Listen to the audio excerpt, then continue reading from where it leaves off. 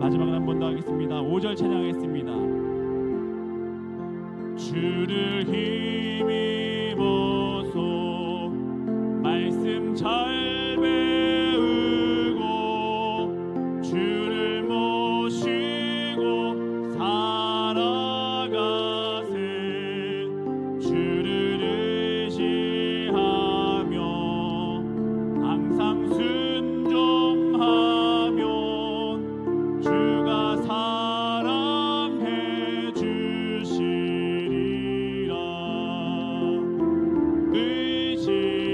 의지하고 순종하는 길은 예수 안에 즐겁고 복된 길이로다.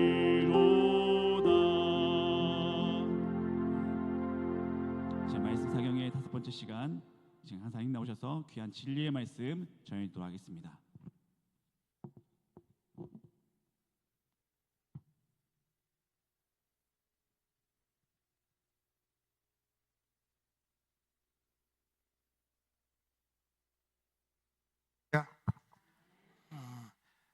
부흥회는 병원에 입원을 하는 겁니다. 그래서 저는 항상 부흥회는 병원에 입원한다. 그 다음에 또 누가 와서 어떤 부흥회를 하더라도 여러분, 부흥회는 영적인, 우리가 영적으로 병들면, 육신적으로 병들면 병원에 입원해가서 수술을 하듯이 하잖아요. 병원에 들어가서 수술할 때는 모든 것에 다 우선순위 첫 번째입니다.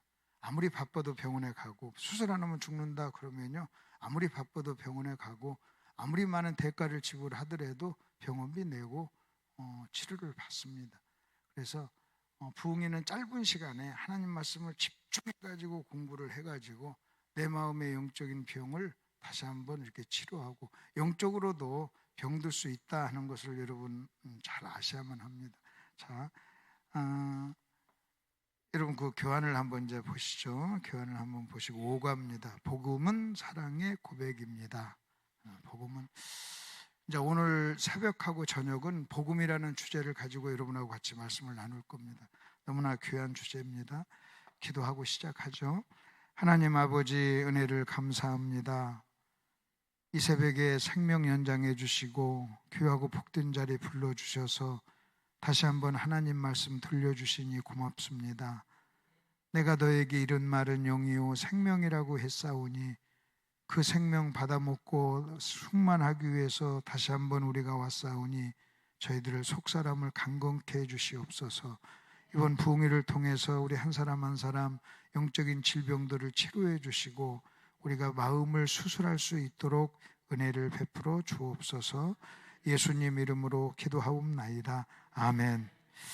여러분, 이렇게 한번 생각을 한번 해보십시오. 여러분, 자녀들, 이제 여러분은 이제 부모의 입장이니까 여러분은 하나님의 마음을 이해한다는 게 훨씬 쉽습니다. 저는 왜 하나님께서 우리에게 자녀를 주셨는가, 자녀를 주신 이유를 저는 3가지로 생각을 해요. 하나는 하나님의 마음을 알도록, 부모의 마음, 아버지의 마음을 알도록. 제가 자녀를 키우면서요, 하나님 마음이 이렇겠구나 하는 생각을 해봤습니다. 그래서 하나님의 마음을 이해하도록, 부모의 마음을 이해하도록 그렇게 자녀를 키우면서 그걸 배우고, 또 하나, 여러분 자녀를 키우면서 우리가 하나님의 자녀를 통해서 우리에게 하시는 말씀 중에 하나가 기도하게 합니다. 자녀를 위해서 기도하게 하고, 그리고 겸손하게 해요. 여러분, 자녀는요, 여러분 하나님의 마음을 알고 그 다음에 기도하게 하고 겸손하게. 여러분이 아무리 기가 막힌 자녀를 뒀다 할지라도 자녀가 있는 사람은요, 겸손할 수밖에 없어요. 그 자녀는요, 언제 어떤 일이 일어날지 모르고, 그 다음에 여러분은 자녀를 너무너무 사랑하잖아요. 하나님이 우리를 그렇게 사랑해요. 나중에 뒤에 나오면 그럽니다. 엄마가 어떻게 자기 태에서 난 자식을 잊겠느냐, 나 너희 엄마보다 더 사랑한다. 그러니까 여러분이 어머니든 여러분은 이렇게 생각하시면 됩니다. 내가 자녀를 사랑하듯이 하나님도 나를 사랑한다. 그러면 여러분 또 이렇게 한번 보시죠. 자녀가 여러분의 마음을 아프게 합니다. 그때 우리도 하나님의 마음을 아프게 해요. 그러면 언제 하나님의 마음을 아플까? 제가 한번 잠깐 간단하게 서론으로 좀 말씀을 좀 드리겠습니다. 첫 번째, 이런 아들이 있어요. 아주 나쁜 아들. 아주 나쁜 아들. 어떤 아들이냐? 여러분, 부모의 멱살을 흔들고 잡으면서 나한테 유산 주세요 하고 막 부모 들이받고 막 부모한테 폭행도 하고 막 욕도 하고 아주 윤리적으로도 아주 나쁜 아들, 깡패 같은 아들. 많지는 않지만 이런 아들이 있어요. 그 1번이라고 합시다. 그 다음에 2번은 어떤 아들이냐? 2번은 1번은 아니에요. 2번은 어떤 아들이냐면 명절 때 찾아와요. 오면서 소고기도 사오고 사과도 사와요.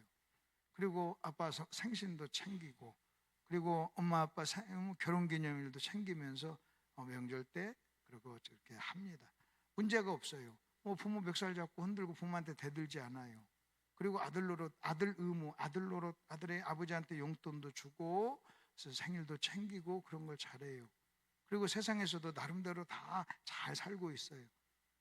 이게 2번째 속한 아들이에요. 여러분의 아들이 이 두 번째 속했으면요, 다른 사람들이 여러분에게 뭐라고 하냐면요, 참 아들 잘 뒀다, 자식 참 잘 뒀다, 자식 교육 잘 시켰다 하는 이런 이야기들을 합니다.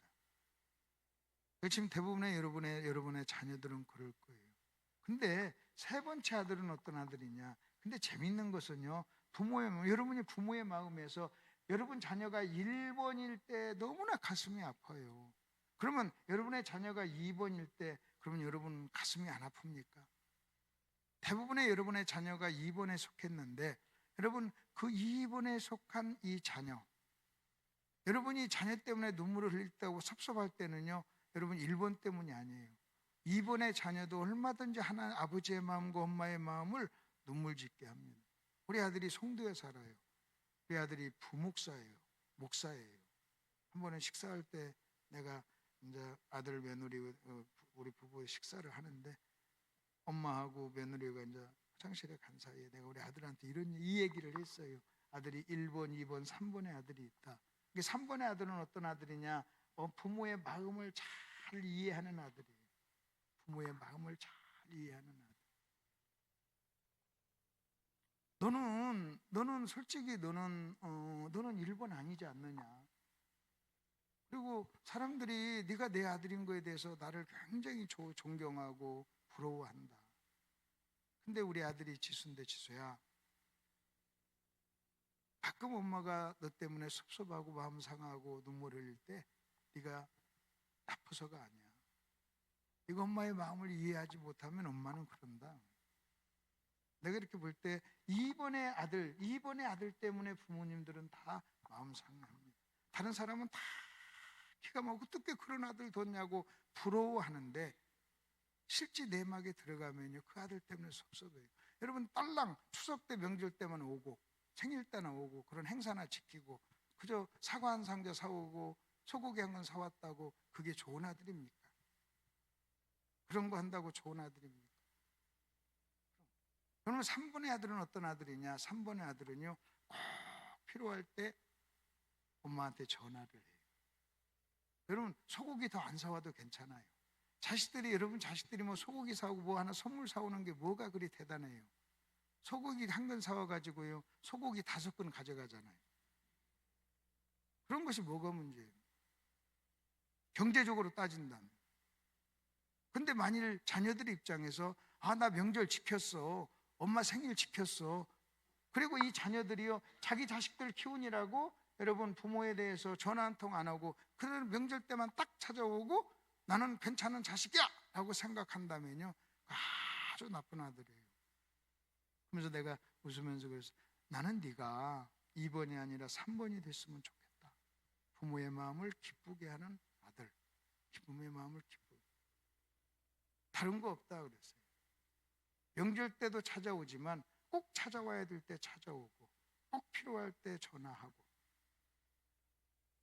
어머니 안녕하세요, 어머니 잘 계세요, 어머니 별일 없으세요 하고 질문하고 대답. 왜냐하면 여러분 부모는요, 내가 그러면서 그런 얘기 했어요. 부모는요 24시간 자식이 있어요. 의식 속에, 마음 속에, 생각 속에. 근데 여러분 자녀는요 절대 24시간 있지를 않아요. 그냥 명절 때만 있어요. 명절 때만. 여러분 우리는요 부모도 돼봤고 자녀도 돼봤잖아요. 여러분 제가 예를 들어서 제가 이게 설교하고 부흥회를 다닌다고, 우리 어머니가 저 시골에 계신데 내가 부흥회 다닌다고 설교한다고 여러분 전화 한 통 안 하다가 그냥 명절 때만 딸랑 가서 얼굴 보고 어머니 사랑해요, 존경해요, 용돈 쓰세요 하고 오면은 좋은 아들이냐는. 여러분 윤리적으로 내가 문제가 없어 좋은 아들이에요. 근데 성경에 그런 얘기가 나와요. 오늘 첫 번째 여러분 본문 말씀이 뭐라고 나온 줄 아십니까? 누가 주의 마음을 알아서 가르치겠느냐 그래요. 누가 주의 마음을 알아서 가르치겠느냐. 제가 목사님들에게 설교에 대해서 얘기할 때요, 우리는요 성경을 가르치는 사람이 아니에요. 겉으로 보면은 성경을 가르치는지만 성경을 가르치는 사람이 아니라 성경 속에 들어있는 하나님의 마음을 가르치는 사람이에요. 아멘. 뭐라고요? 성경 속에 들어있는 하나님의 마음을 가르치는 사람.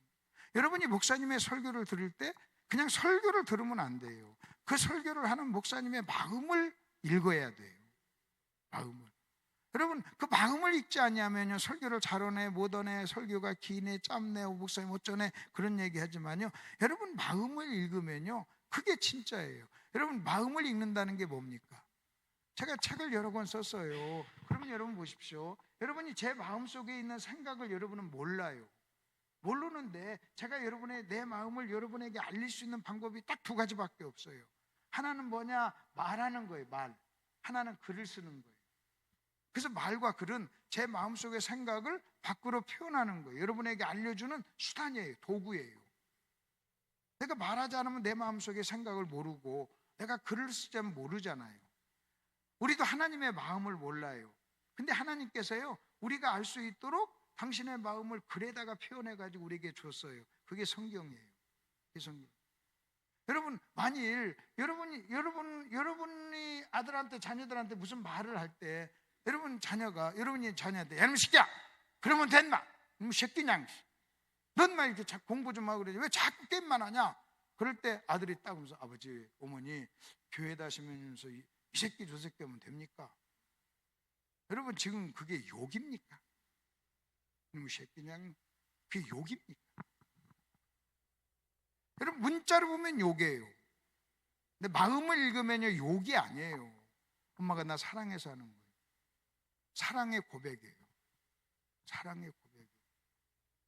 여러분 사랑의 고백이 내가 너 사랑해 이것도 사랑의 고백이지만 너 그러면 된마 이놈 새끼야 자식님 새끼니 자식이야 엄마한테만 그러면 돼. 그것도 여러분 사랑의 고백이에요. 사랑의. 그래서 오늘 이제 그 얘기를 여러분에게 할 겁니다. 여러분 성경에서 하나님을 기쁘시게 한다고 그랬어요. 그러면 여러분 하나님을 기쁘시게 할 때 하나님이 언제 기쁩니까? 우리도요. 여러분 만일 여러분의 자식이 명절날 소고기 사오고 사과 사와도요. 여러분의 마음을 아프게 할 수 있어요.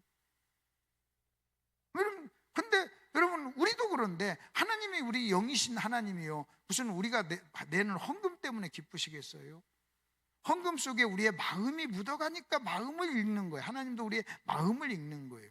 그 마음을 읽는 것을 뭐라고 하냐면 중심이라고. 하나님 우리의 중심을 보시는 거예요. 중심을. 그러면 또 여러분 한번 보십시다. 성경에서 너희가 하나님을 기쁘시게 하라 그랬어요. 여러분 하나님을 기쁘게 하려면요 마음을 기쁘게 해야 되는 거잖아요. 여러분이 저를 기쁘게 한다는 것은 저의 마음을 기쁘게 하는 거예요. 마찬가지예요. 누가 주의 마음을 알아서 제가 글을 썼습니다. 그러면 그 글 속에서 저자의 마음을 읽고 그 저자의 마음을 읽는 것이 독해력이라고 그래요. 그러니까 설교를 글을 읽는 것도 독해가 필요하고 설교를 듣는 것도 독해가 필요해요. 그러니까 만일 우리가요 설교를 잘못 들으면요 여러분 그 설교자의 마음을 읽지 못하면 여러분 설교해 가지고 시비를 거는 거예요. 왜 표현을 그렇게 하느냐 왜 그렇게 하느냐 무슨 말을. 근데 실제 마음을 읽잖아요. 마음을 읽으면요 감동이 와요. 마음으로 전달되거든요. 누가 주의 마음을 알아서 가르치겠느냐? 내가 그리스도의 마음을 가졌느니라. 그렇기 때문에요 어떤 사람은 신학자인데도 하나님의 마음을 몰라요. 신학자니까 헬라어 히브리어로 분석은 하는데 아버지의 마음은 몰라요. 여러분 부모의 마음을 안다는 것이요 꼭 박사가 돼가지고 부모의 마음을 아는 거 아니에요. 여러분 초등학교도 안 나온 자식도요 어떤 자식은요 초등학교도 못 나왔지만 뭐 박사학위도 없지만요 부모의 마음을 감동하고 부모의 마음을 기쁘게 하는 아들이 있어요. 근데 온갖 공부는 다 해서 박사학위를 몇 개 가지고 있음에도 불구하고요 여러분 부모의 마음을 여러분 아프게 하는 사람도 있어요. 어떤 아이는요 여러분 뭐 자폐아예요. 장애를 가지고 있어요. 근데도 왜 부모의 마음을 기쁘게 하는 아이도 있어요. 어떤 아이는 어떤 아들은 너무너무 똑똑하고 기가 막히게 똑똑한데도요 부모의 마음을 칼로 베는 것 같은 말을 하는 사람도 있다는 거예요. 자, 성경의 예를 들어드릴게요. 여러분 탕자의 비유에서 두 아들이 있습니다. 우리가 잘 아는 대로 탕자가 돌아왔어요. 탕자가 돌아왔을 때 아버지는 너무너무 기뻤어요. 그 잔치를 했어요. 송아지 잡아서. 그 큰아들한테 자기의 마음을 얘기합니다. 야, 네 동생 돌아왔다. 내 작은 아들 돌아왔다. 우리 잔치하자. 너 가서 즐기자. 잔치하자. 그러니까 큰아들이 뭐라고 하는지 아십니까? 분노합니다. 분노하면서 아버지한테 대들어요. 나한테는 염소 새끼 한 마리 안 잡아주고 나는 아버지의 명을 어긴 적이 없는데 나한테는 염소 새끼 한 마리 안 잡아주고 저놈이 오니까 소 잡았다고 하면서 아버지한테 대들어요. 여러분 그 아들은요 윤리적으로 문제가 없었던 사람이에요. 입원에 속한 사람이에요. 집을 나가지도 않았어요. 열심히 일했어요. 내가 아버지의 명을 어긴 적이 없습니다. 그 큰아들의 고백 틀린 말 아니에요. 열심히 일했어요. 겉으로 보면은요 아버지 말에 열심히 순종한 아들처럼 보여요. 기가 막힌 아들이에요. 흠잡을 데 없는. 근데 여러분 그의 입에서 나오는 말을 보세요. 여러분 그 큰아들은 아버지의 마음을 몰랐어요. 동생이 와가지고 저 기뻐하는 아들 아버지의 마음. 여러분 그때 그 큰아들은 이렇게 했어야 돼요. 아버지 참 기쁘시겠네요. 저도 정말 기뻐요. 아버지 가시죠 하면서 막 같이 기뻐하면서 잔치에 동참했더라면 아버지의 마음을 기쁘게 하는 아들이었어요. 3번이었을 거예요. 그 아들은요 그 아들 1번 그 장남이요 1번은 아니에요. 뭐 가만히 있는 아버지 멱살 잡고 막 흔들고 들이받은 건 아니에요. 겉으로 보면은요 완벽한 아들이에요. 근데 2번이에요. 신앙생활을 2번처럼 할 수 있다는 거예요. 겉으로 보면은 흠잡을 데 없어요. 그러나 마음으로 보면은요 전혀 하나님의 마음을 모르고 하나님의 마음을 오히려 아프면서 2번으로. 솔직히 교회는요 1번 때문에 어려운 게 아니에요. 막 교회 와서 막 술 먹고 막 건물 던지고 막 부시는 사람 때문에 문제가 아니라 교회는요 하나님의 마음을 알지 못하고 신앙생활하는 2번 때문에 문제예요. 아멘? 2번 때문에 문제예요. 2번 때문에. 실제 다른 사람이 볼 때 여러분 정말로 부러운 아들 딸을 뒀음에도 불구하고 당사자인 부모는요 여러분 그 자식 때문에 계속 눈물 짓는 거예요. 우리가 다 여러분 부모 입장이니까 제가 알아요. 여러분들 저 우리 아들 딸 기가 막힌 아들 딸이에요. 겉으로 볼 때는 흠잡을 데가 없어요. 그럼에도 불구하고 그래서 저는 30살부터 제가 목회를 했어요. 전라북도 군산이 우리 고향입니다. 명절 때 내려갑니다. 우리 아들이 7이에요. 근데 아버지는 시골에 사는 농부예요. 그냥 뭐 술 좋아하시고 막 일반적인.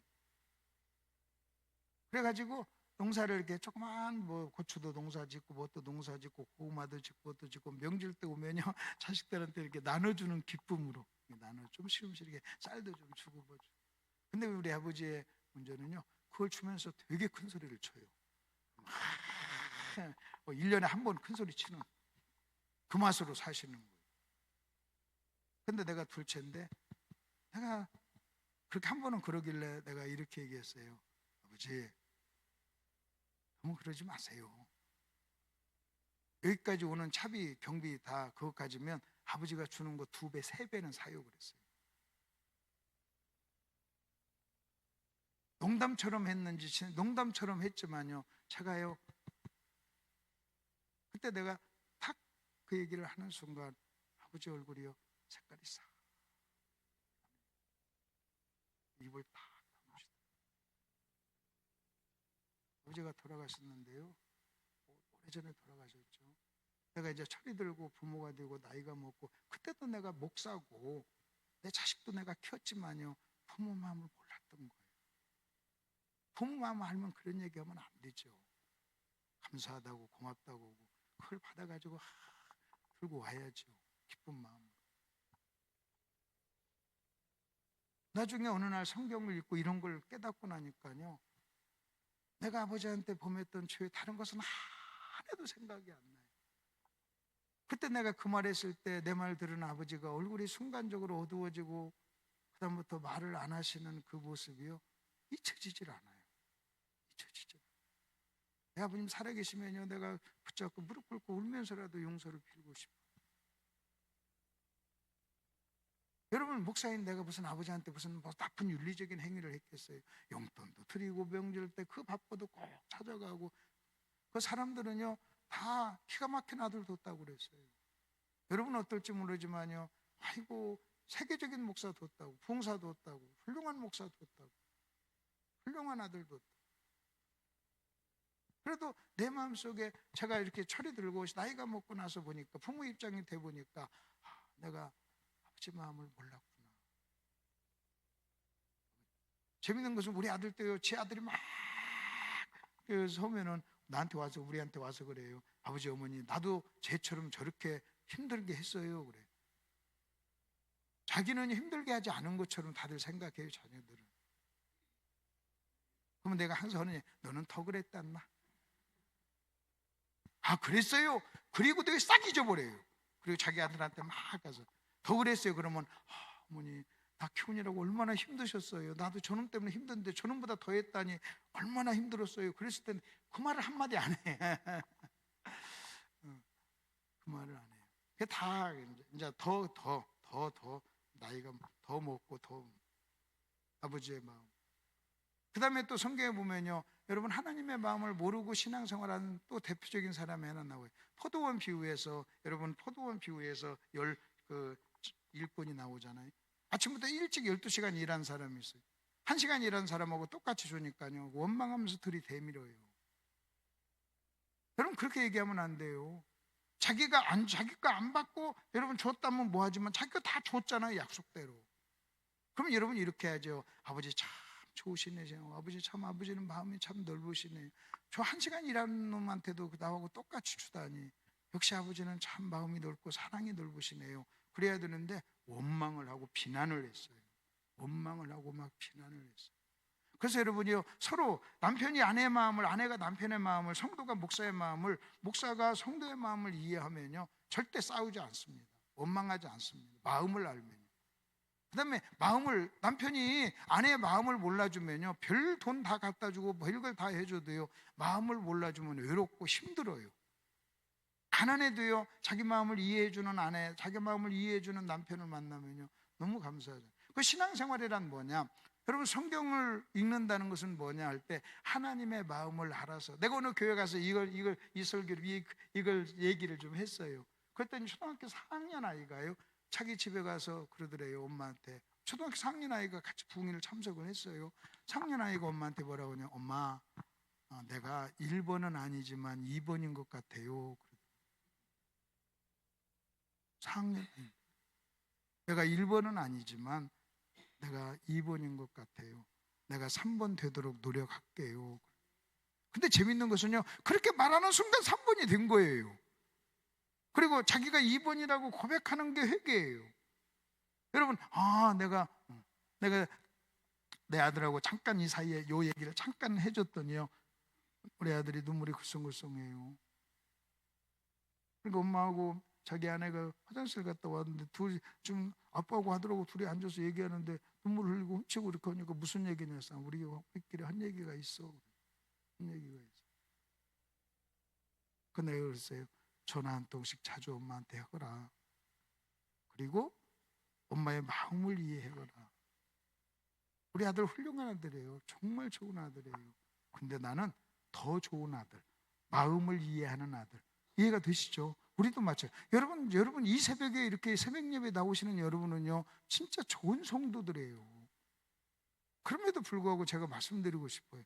혹시 여러분 하나님과의 관계에서 2번은 아니냐는 거예요. 하나님과의 관계에서 신앙생활의 2번은 아닌가. 이것을 여러분 밑바닥에 까시고 오늘 하나님의 마음을 한번 공부해 보십시다.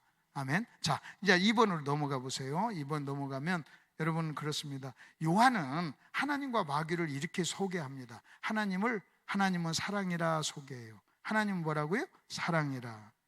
마귀는 거짓말장이라고 소개해요. 그러니까 사도 요한이 저와 여러분에게 하나님을 소개할 때, 사랑하는 자들아 우리가 서로 사랑하자, 사랑은 하나님께 속한 것이다 그러면서, 이는 하나님은 사랑이시라. 하나님은 사랑이시라. 이걸 여러분 이해하셔야 됩니다. 시작. 하나님은 사랑이시라. 그럼 여러분 보세요. 하나님이 사랑이라면 여러분 이걸 아셔야 돼요. 여러분 여러분이 자녀의 사랑에 대해서 얘기합시다. 엄마는 자녀를 사랑해요. 엄마는 자녀를 사랑해요. 그러면요, 자녀를 사랑하는 엄마는 엄마가 하는 모든 행동은 다 사랑의 고백이에요. 그리고 사랑의 표현이에요. 그 표현이 어떻게 나오든 상관없이 사랑의 표현이에요. 하나님은 사랑이에요. 그러면 하나님이 하시는 모든 행위는요, 다 사랑의 표현이에요. 왜? 하나님이 사랑이니까. 그래서 성경은 징계도 사랑이라고 얘기하는 거예요. 우리는 하나님께 징계를 받을 때, 하나님 나를 사랑하지 않아, 여러분 이렇게 생각할지 모르지만요, 하나님 뭐라고 하십니까? 야 인마 사랑하니까 징계하는 거야 그래요. 내가 사랑 안 하면 내가 너 왜 너를 징계해? 그 말이에요. 그래서 징계도 뭔지 아십니까? 내가 더 사랑해 하는 이 표현을 지금 더 크게 하는 거예요.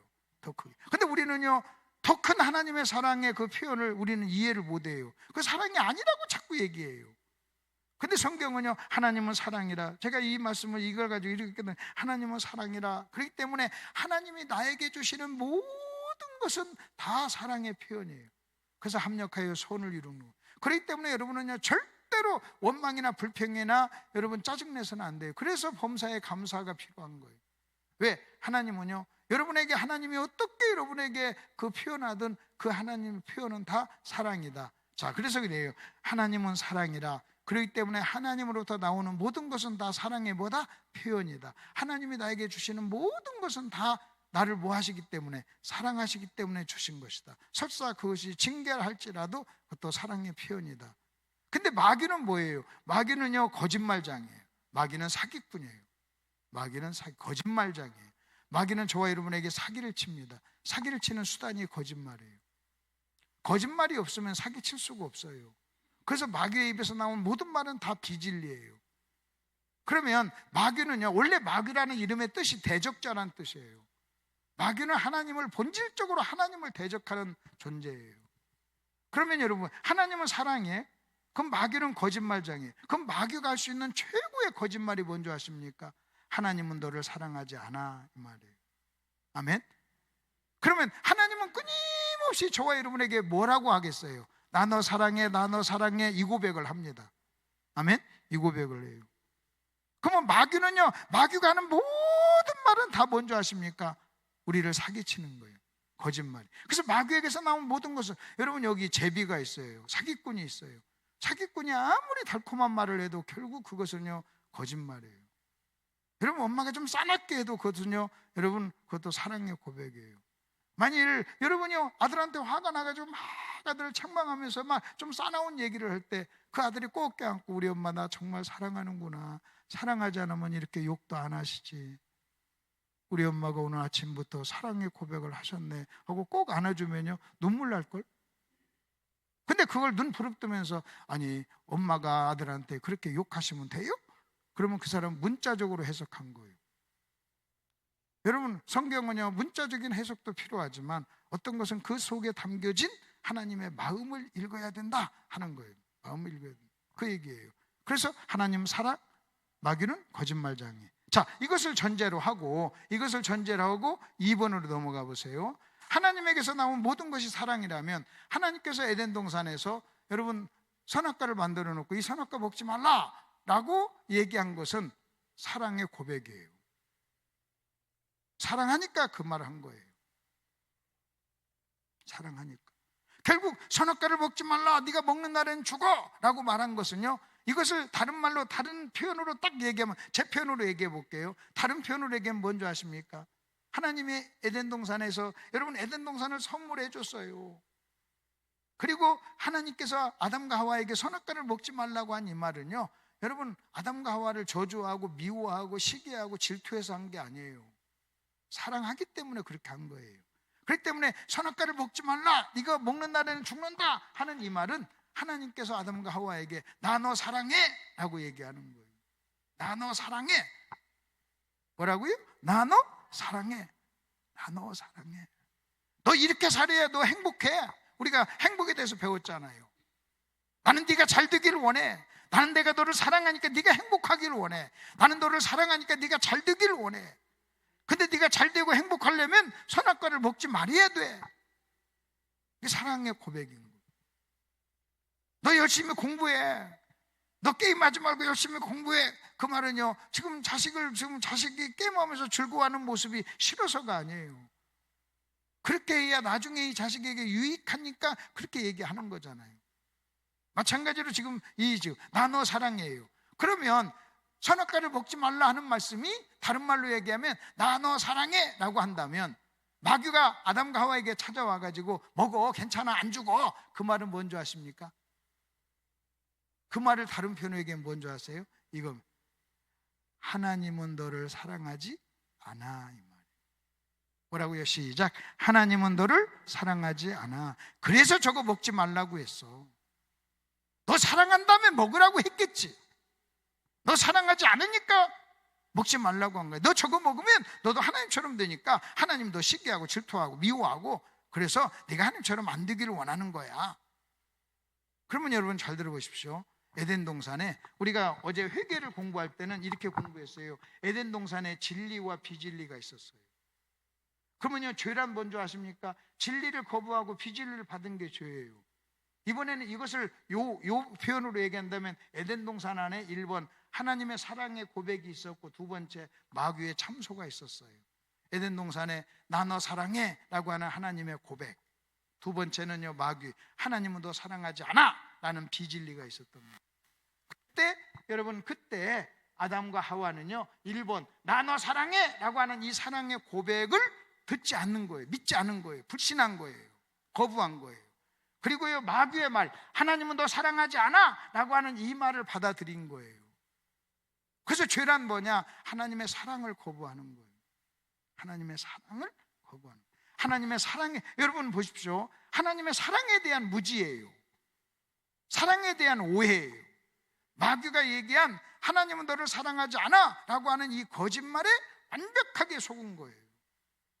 그래서 여러분, 복음의 시작이 하나님은 당신을 사랑합니다 이거예요. 하나님은 당신을 사랑합니다. 여러분, 저 믿지 않는 사람들은요 하나님의 사랑에 대한 오해와 무지 속에 있는 거예요. 그러다가 우리가 어느 날 깨닫는 거잖아요. 그러니까 죄란 뭐냐? 여러분, 오늘 이 말씀을 가지고 얘기한다면 죄란 뭐냐면요, 하나님의 마음을 알지 못하고 하나님의 사랑을 이해하지 못하고 하나님의 사랑을 거부한 것이 죄라면, 그럼 물어보십시다. 회개란 뭐겠어요? 회개란 다시 하나님의 사랑을 깨닫는 거예요. 여러분, 이게 회개예요. 하나님, 내가 하나님의 사랑을 몰랐어요. 하나님 나를 그렇게 사랑하는 줄 몰랐어요. 이제 내가 하나님의 사랑을 알았어요. 그동안 하나님의 사랑을 몰라본 죄를 용서해 주세요. 이제 내가 하나님의 사랑을 알았어요. 감사합니다. 하나님 나를 그렇게 사랑하는군요. 이게 회개예요.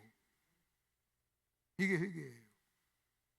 그러니까 죄란 하나님의 사랑을 모르고 거부하는 것이 여러분 죄라면, 하나님께서 에덴 동산에서 그래서 죄를 졌어요. 그래서 이번에는 하나님께서요 다시 우리에게 기회를 주셨어요. 다시 기회를 주셔가지고요 다시 사랑의 고백을 하는 거예요. 왜냐하면 에덴 동산에서 사랑을 몰라서 거부해가지고 죄를 졌으니까, 이번에는 사랑을 더 정확하게 더 한 번 더 고백해가지고 그 하나님의 사랑을 깨닫고 회개하도록 하나님께서 우리에게 하신 것이 뭐냐? 당신의 아들을 보내준 거예요. 그래서 그 십자가예요. 그러면 하나님께서 당신의 아들을 십자가에 못을 박았어요? 이게 뭔지 아십니까? 이것은 에덴 동산에서의 사건을 또 한 번 다른 모습으로 우리에게 보여준 겁니다. 나 너 사랑해. 내가 이렇게 사랑해. 마 하나밖에 없는 내 아들을 내가 너에게 줄 정도로 내가 너를 사랑해. 그래서 여러분, 십자가 사건은 저와 여러분을 향한 사랑의 고백인 거란 말이에요. 그래서 복음은 사랑의 고백입니다. 근데 여러분, 그래서 우리가 그 사랑의 고백을 듣고 내가 알겠어요, 하나님 나를 사랑하는군요 하고 받아들이면 에덴 동산에서 아담이 지었던 죄를 우리는요 회개하는 거예요. 근데 여전히 에이 거짓말이에요, 무슨 말씀이세요 하면 마귀의 말을 듣는 것이고, 그 복음을 거부하면 여전히 아담이 에덴 동산에서 지은 죄, 사랑을 거부한 죄를 똑같이 범하는 거예요. 그래서 성경은 여러분 3번으로 넘어옵시다. 여러분, 성경은 요한과 바울은요 십자가 사건, 예수 사건을요 사랑이라고 얘기해요. 요한일서 4장 9절 보세요. 하나님의 사랑이 우리에게 이렇게 나타나게 되었으니, 그래서 하나님의 사랑이 이렇게 나타났어요. 어떻게 나타났어요? 하나님의 사랑이 이렇게 표현됐다는 거예요. 우리 눈에 이렇게 나타나는, 어떻게? 자기의 독생자를 주셨다 그래요. 그러니까 여러분, 하나님께서 예수를 주신 사건은요 무슨 사건이냐? 이거예요. 하나님의 사랑의 표현이라는 거예요. 사랑의 표현이요 사랑의 고백이라는 거예요. 요한이 이걸 깨달은 거예요. 하나님의 사랑이 이렇게 나타났으니 당신의 아들을 우리에게 주셨다. 그래서 여러분, 십자가 복음 예수 사건은 저와 여러분을요 사랑한다고 하는 하나님의 사랑. 그래서 오늘 제목이 나온 겁니다. 복음은 예수예요. 복음은 그의 아들에 관한 것이라 그랬잖아요. 그렇기 때문에 예수, 복음은 사랑의 뭐라고요? 고백인 거예요. 우리가 구원받았다는 것은요 이 사랑의 고백을 받아들이고 인정하고 알고 이해하고 여러분 그것을 믿은 것이 여러분 예수를 믿는 거예요. 예수를 믿는 거예요. 복음은 사랑의 고백입니다. 그 복음에다가 예수를 집어넣으세요. 예수님은 사랑의 고백입니다. 그래서 우리가 그 사랑의 고백을 받아들이는 게 회개예요. 왜? 여러분, 그 사랑의 고백을 받아들이지 않고 우리는요, 사랑을 거부하면서 살았잖아요. 에덴 동산에서 아담도 사랑에 거부했지만요, 우리도 주님 만나기 전까지는요, 계속 하나님의 사랑을 거부하면서 사는 거잖아요. 오늘 내가 예수를 믿었다는 것은 하나님 나를 사랑하는구나, 그걸 깨닫고 하나님의 사랑을 받아들인 거잖아요. 예수를 영접한다는 것은 사랑을 영접한 거예요. 그 사랑을 고백하. 여러분이 예수 영접했다 할지라도요, 예수 믿는다고 하면서도 하나님의 사랑을 알지 못하면 여러분은요, 그거 아무런 의미가 없어요. 똑같이 예수 믿는다고 하는데 어떤 사람은 하나님을 사랑해요, 어떤 사람은 하나님을 사랑하지 않아요. 하나님을 사랑하는 사람은요, 여러분 예수 사건을 사랑으로 이해했기 때문에 사랑으로 반응하는 거예요. 내가 사랑하지 않는다는 것, 사랑으로 반응하지 않는다는 것은요, 아직도 내가 하나님의 사랑을 내가요 받아들이지 않고 믿지 않는다는 거예요. 그걸 추상적으로 피상적으로 안다는 거예요. 여러분, 부모의 마음을 정확하게 알고 우리 아버지 엄마가 나를 사랑하는구나, 여러분 이걸 정확하게 알고 이해하는 자식은요 효자가 돼요. 효자가 돼요. 내가 우리 딸을 한번 봐요. 엄마를 그렇게 사랑하고 이해해요. 그러면요, 근데 문제는요, 걔가 엄마의 사랑을 깨달았기 때문에 엄마한테 사랑을 표현하는 거예요. 사랑은 사랑으로 표현하는 거잖아요. 여러분이 보십시오. 여러분이 아내나 남편의 사랑을 여러분이 경험했을 때 내가 남편을 사랑하기가 쉽잖아요. 서로가 상대방의 사랑을 이해하지 못하면요, 여러분 목사님의 사랑을 이해한 사람이 목사님께 대들겠어요? 또 저 성도가 나를 사랑한다는 걸 아는데 목사가 그 성도한테 함부로 하겠어요? 서로 하는 것은 다 이 사랑의 문제란 말이에요. 사랑의 문제. 왜 다른 거 없어요. 여러분, 신앙생활을 잘못하는 사람은 뭐냐? 한마디로 간단하게 얘기하면요, 아직도 하나님의 사랑을 모르는 거예요. 그 십자가 사건을 하나님의 사랑으로 받아들이지 못한 거예요. 그 다음에 뭐라고 얘기합니까? 하나님의 세상을 이처럼 사랑하사. 어떻게 사랑했어요? 독생자를 주었다. 독생자를 준 사건은 하나님의 사랑이다. 그 다음에 바울은 뭐라고 합니까? 내가 죄인 되었을 때 우리를 사랑했다 그래요. 자기 아들을 주심으로 우리를 사랑했다. 아들을 아끼지 않고 주시니가 그래. 아들을 아끼지 않고. 그래서 바울이나 요한이나 다 십자가 사건을 뭐라고 얘기하냐면 사랑이라고 얘기해요. 그래서 제가 오늘 여러분에게 드리고 싶은 게 그겁니다. 복음, 예수 십자가 사건은 죄인들을 향한 하나님의 사랑을 모르고 살아가는 사람을 향해서 나 너 사랑해! 라고 하는 하나님의 엄청난 큰 사랑의 고백이에요. 근데 이제 문제는요, 우리 귀가요, 우리 청력이요, 엄청나게 큰 소리도 못 알아듣고 작은 소리도 못 알아듣잖아요. 엄청나게 큰 소리도 어떤 우리 귀가에 알아듣는 어떤 이 사이클, 이 안에 어떤 것이 있어요. 작은 소리 못 알아듣어요. 작은 소리 내가 못 알아듣는다고 해서 소리가 존재하지 않는 건 아니잖아요. 하나님이 저와 여러분에게 사랑을 고백했는데 내 귀에서 영적인 귀가 사이클이 맞지 않으면요, 여러분 그거 못 알아듣는 거예요.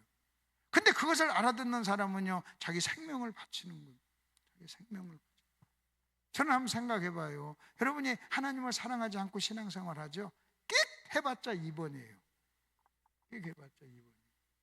오히려 하나님 마음을 아프고 하나님을 대적해요. 그러면 여러분이 하나님을 사랑하잖아요. 여러분이 정말 하나님을 사랑하면요, 여러분 무슨 일을 해도 하나님은요, 여러분의 하시는 일의 표현에 여러분 감동할 줄로 믿습니다. 그러니까 여러분 냉랭하게 하나님 사랑 없이 신앙생활하고 사랑 없이 봉사하고 하나님의 사랑을 경험하지 않고 여러분 신앙생활 하는 사람은요, 내가 항상 어제는 그런 얘기했어요. 내 말이 너희 속에 있을 곳이 없으므로 너희가 나를 죽이려 하는도다 그랬어요. 하나님의 사랑 없이 신앙생활하면요, 바리새인이 되고 우리는요 살인자가 돼요. 끽 해봤자 불평분자, 원망하고 비난하고 싸우고 그래요. 싸우고. 근데 여러분 하나님을 사랑하죠. 하나님을 사랑하면요, 여러분이 하는 모든 행위가 다 사랑의 고백이에요. 아멘? 사랑이에요. 그래서 내가 사랑하고 봉사하면요, 하나님은요 이것을 나의 사랑의 고백으로 듣는 거예요. 나의 사랑의 고백으로. 여러분이 하나님을 사랑하면서 안내를 하죠? 그러면요 그 안내하는 행위가 사랑의 고백이에요. 저는 목사니까 설교로 사랑을 고백하는 거예요. 하나님 감사합니다. 나 같은 사람을 이렇게 사랑해 주시다니 너무 감사합니다. 그것은 여러분이 무슨 표현으로 사랑을 고백하든 상관이 없어요. 오늘 여러분 새벽에 나오신 것도 여러분 사랑의 고백이잖아요. 하나님은 여러분 네가 나를 사랑하는구나 이렇게 들으시는 거예요. 네가 나를 사랑하는구나. 그러니까 오죽하면 베드로에게 물어요. 너 나 사랑하니? 너 나 사랑하니? 이 일을 하라 그래요. 그래서 신앙생활이란 뭐냐? 여러분 신앙생활이란 뭐냐면 내가 하나님을 사랑을 해서 표현을 하는 거예요. 사랑을 해서. 그냥 여러분이 딱 하나님 사랑하면요, 그 본질적으로 사랑하면 그걸로 끝나는 거예요. 자, 그 다음에 또 한번 보십시다. 근데 여러분 성경적으로 보면은 이스라엘 백성이 가장 악했을 때 하나님의 사랑을 확신 이해하지를 못해요. 그래가지고 이사야에서 보면요, 하나님 우리 사랑한다 하면서 언제 사랑했습니까? 사랑 증거를 대세요 막 그래요. 말라기 시대도요, 내가 너를 사랑한다고 하나 너희가 말하기를 어떻게 사랑합니까? 막 그래요.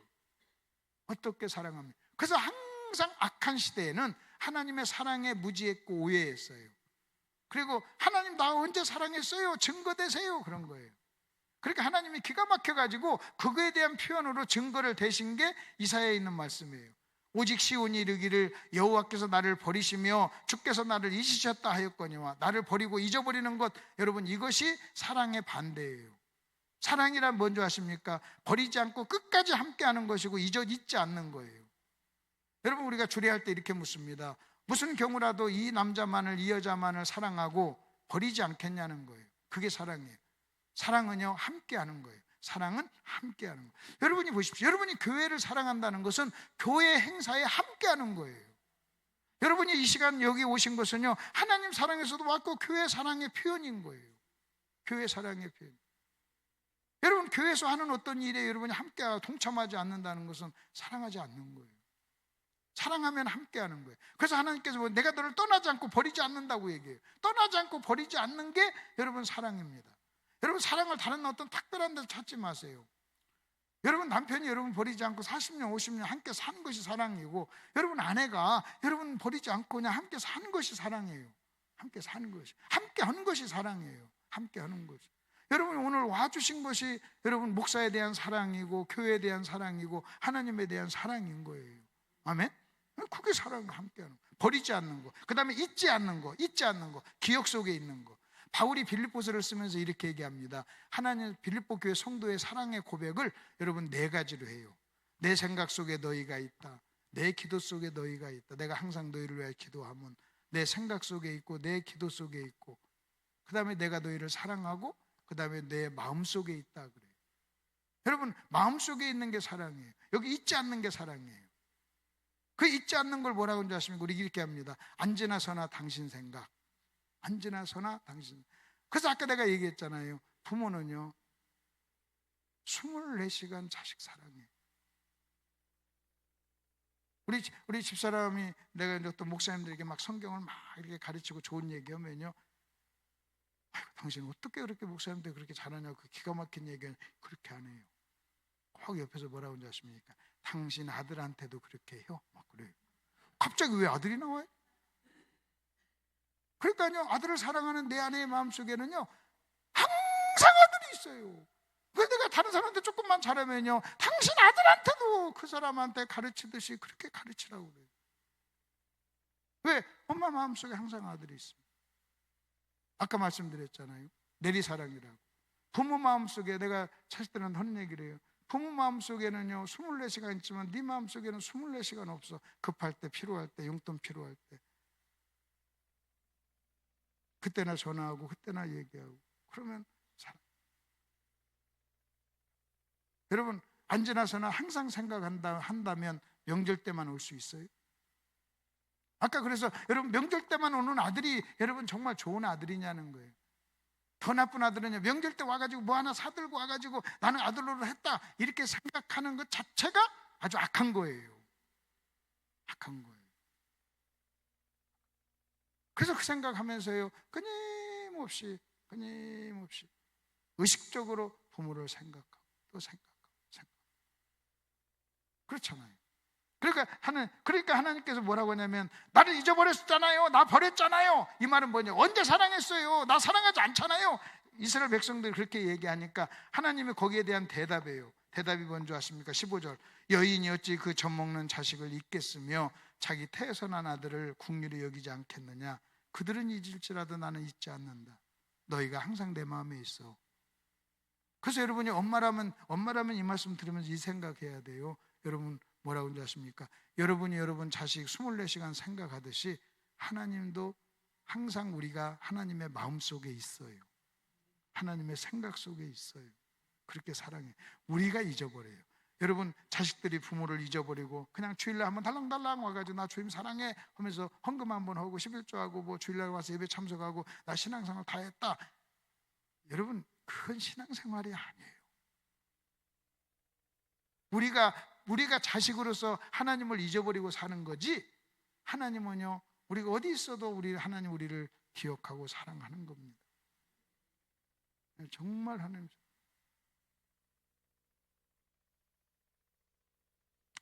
자, 여러분 사랑이 있으면 누가 우리를 끊으리요 그랬어요. 자, 제가 이건 조금 설명해 드릴게요. 시간이 저기 하니까 제가 딱 6시까지 할게요. 여러분 기가 막힌 말씀이 여기에 나옵니다. 하나님의 사랑을 우리가 이해하는 것이, 그래서 실제 여러분 어떻게든 하나님의 사랑을 알고 깨닫고 거기에 사랑으로 반응을 하라고 하는데 왜 그런가 여러분 한번 거기 한번 보십시오. 4번의 두 번째 구절 보십시오. 누가 우리를 그리스도의 사랑에서 끊으리요? 환난이나 공고나 박해나 기근이나 적신이나 위험이나 칼이랴. 기록된 바 우리가 종일 주를 위하여 죽임을 당하게 되며 도살을 당할 양같이 여김을 받았나이다 함과 같으니라. 그러나 그랬어요. 여러분 37절에 그러나를 줄 좀 치세요. 37절에 그러나 이 말은요 앞과 뒤가 반대일 때 사용하는 접속사예요. 앞과 뒤가 반대일 때 사용하는 접속. 그래서 그러나 앞에 있어요. 그러나 앞, 그다음에 그러나 뒤가 있어요. 그러나 앞에는 뭐가 있는 줄 아십니까? 이런 단어들이 있는 겁니다. 자, 환난, 공고, 박해, 기근, 적신, 위험, 칼. 이게 그러나 앞에 있어요. 그러면서 뭐라고 하냐면 그러나 이 모든 일에, 여러분 보십시오. 환난, 공고, 박해, 기근, 적신, 위험, 칼, 이 모든 일에 우리를 사랑하시는 사랑으로 말미암아 우리가 넉넉하게 뭐 한다고 그랬어요? 이긴다는 거예요. 그러니까 37절 위험, 환난, 박해, 기근, 적신, 칼, 이 모든 것을 뭘로 이긴다고요? 하나님의 사랑으로 이긴다는 거예요. 사랑으로 이긴다는 거예요. 어떻게 이긴다고요? 넉넉하게 이긴다. 넉넉하게. 그러니까 여러분 이겁니다. 여러분이 가난해요? 그러면 오늘 저녁 설교가 가난에 대한 해결책이에요. 기가 막힌 최고의 설교예요. 저녁에 꼭 다 참석하셔야 됩니다. 그런데 여러분 잘 한번 보십시오. 넉넉하게 이긴다는 뭘로? 사랑으로. 가난해도. 여러분 부부가 서로 사랑하죠? 극진하게 사랑하죠? 그러면요 그 부부에게 가난이 찾아와도 가난을 이겨요. 근데 사랑하지 않으면요 가난이 찾아오면 이혼해요. 그래서 남편이 사업이 어려우면요, 사업이 어려워서 좀 가난이 찾아오면 이혼하는 과정이 있고 더 가까워지는 과정이 있어요. 배우자 중에 한 사람이 암이 걸려 고생하고 힘들잖아요. 그러면요 더 가까워지는, 그걸 통과하면서 더 가까워지는 사람이 있어요. 아내 다른 사람은 다 떠나도요 여러분 끝까지 남아있는 사람이 배우자잖아요. 그걸 통해서 부부의 사이가 더 깊어지는 거예요.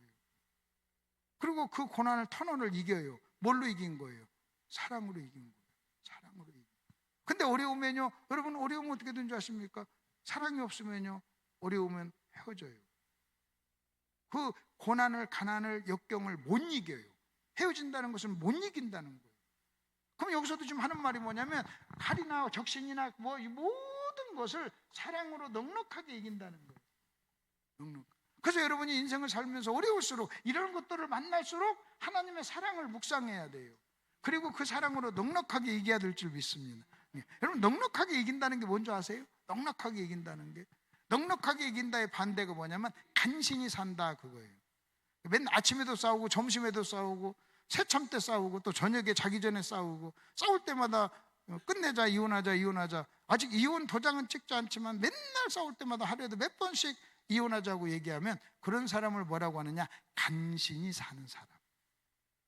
오늘 새벽에 일어났어요. 새벽때도 갈까 말까 그래가지고요 막 고민하다가 왔어요. 그걸 간신히 온 사람이라고. 아니 뭐 고민할 거 무슨 오면 되는 거지. 그렇잖아요. 주일날 오늘 갈까 말까 11조 낼까 말까 오늘 저녁에 헌금 할까 말까 아직도 간신히 하는 사람이 있겠지. 간신히 하는 사람. 아니, 요즘 신앙생활을 왜 그렇게 간신히 합니까? 간신히 합니다. 여러분, 딱 예배 시간이 11시인데 11시 5분에 와요. 여러분, 사정이 있어서 갑자기 막혀서 늦는 건 괜찮아요. 근데 상습적으로 습관적으로 늦는 사람은요, 하나님 사랑하지 않는 사람이에요. 좀 더 일찍. 제가 여기 1시간 전에 왔었어요. 1시간 전에 와서 너무 안 막히니까 너무 일찍 와가지고 주차장에 대놓고 있었어요. 근데 썬팅이 딱 돼 있으니까 내가 앉아있는데 모르더라고요. 아무도 모르더라고요. 근데 막 다 일어나가지고 막 그냥 그 성가대로 막 그렇게 가더라고요. 성가대로. 그것을 내가 이제 보면서 이렇게 보았죠.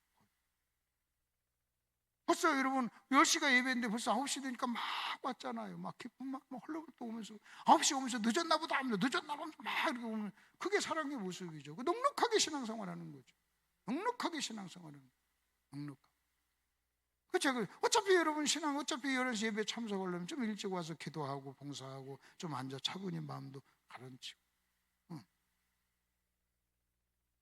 저는 목사님하고 같이 목사님 저를 배려해서 좀 더 5분이라도 쉬라고 15분 전에 차 대겠다고.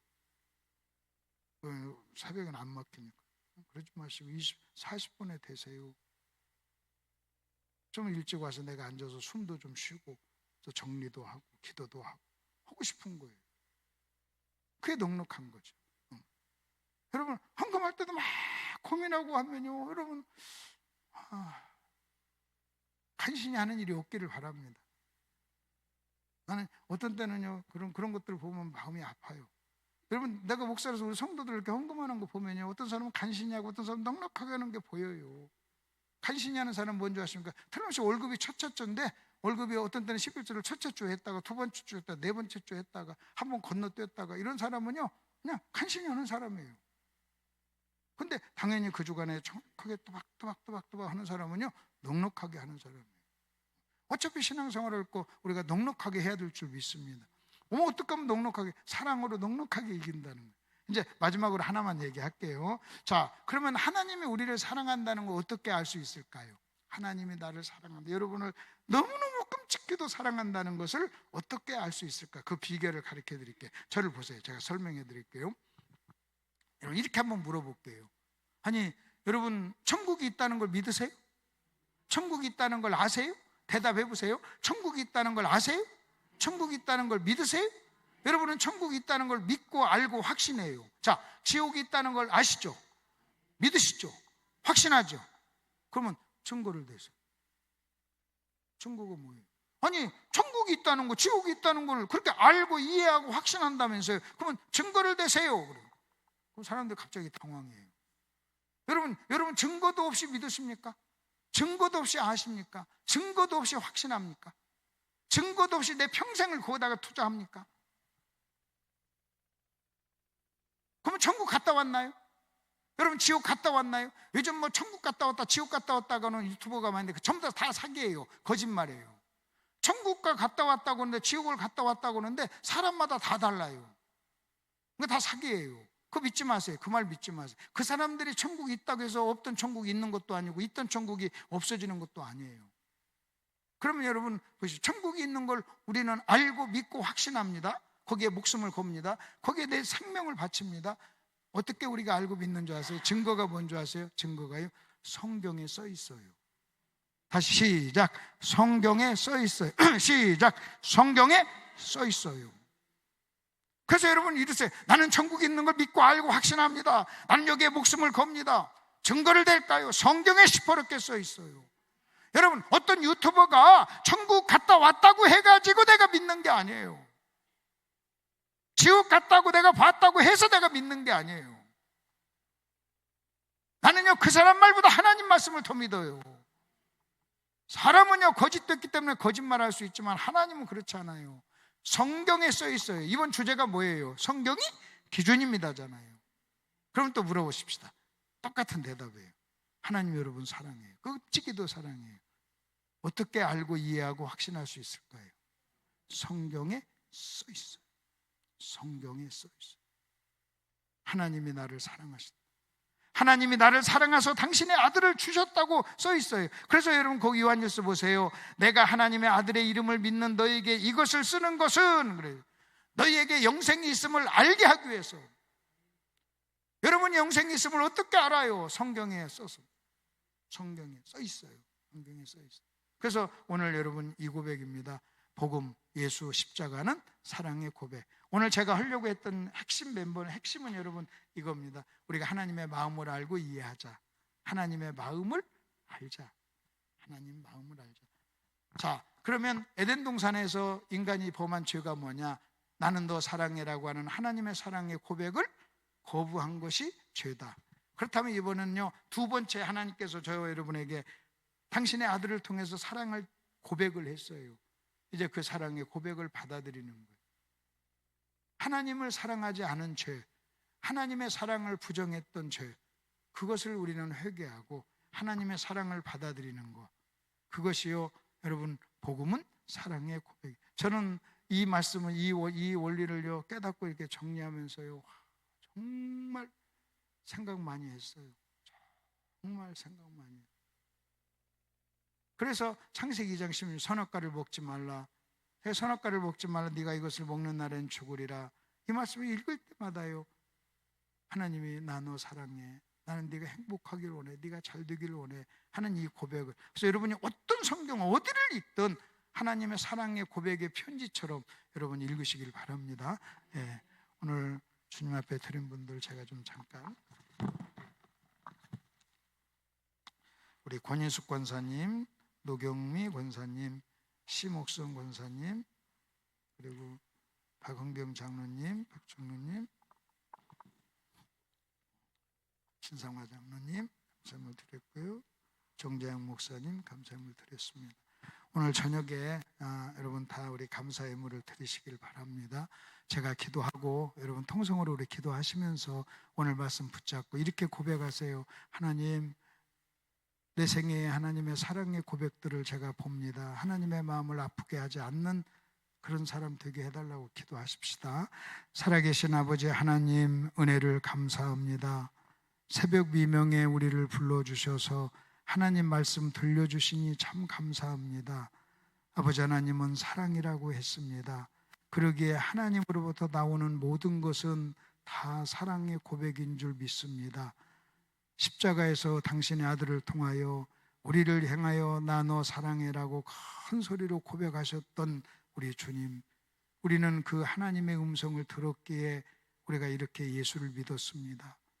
예수 믿고 난 다음에도 매 순간순간 우리를 향하여 사랑을 고백하시는 하나님, 때로는 징계까지도 사랑의 고백이라고 했는데 우리가 철이 없어 하나님의 마음을 몰라 하나님의 마음을 아프게 할 때가 참 많이 있었습니다. 아버지 하나님, 종이 아버지의 마음을 몰라서 아버지의 마음을 아프게 했던 그런 기억이 있듯이 우리가 하나님의 마음을 몰라 하나님의 마음을 아프게 하는 일이 없도록 저희들 인도해 주시고, 누가 주의 마음을 알아서 가르치겠느냐, 우리가 주의 마음을 가졌다고 고백했던 바울처럼 한 사람 한 사람이 하나님의 마음을 갖고 하나님을 사랑하는 우리들 되게 해 주옵소서. 이제 1시간 남았습니다. 저희들 인도해 주셔서 아버지 하나님, 그 말씀 통해서 다시 한번 우리가 영적으로 건강한 사람 될 수 있도록 도와주시고, 우리도 하나님의 사랑의 고백을 들었기에 사랑으로 반응할 수 있도록 은혜를 베풀어 주시옵소서. 예수님 이름으로 기도하옵나이다. 아멘. 우리 주여 한번 하시고 기도합니다. 주여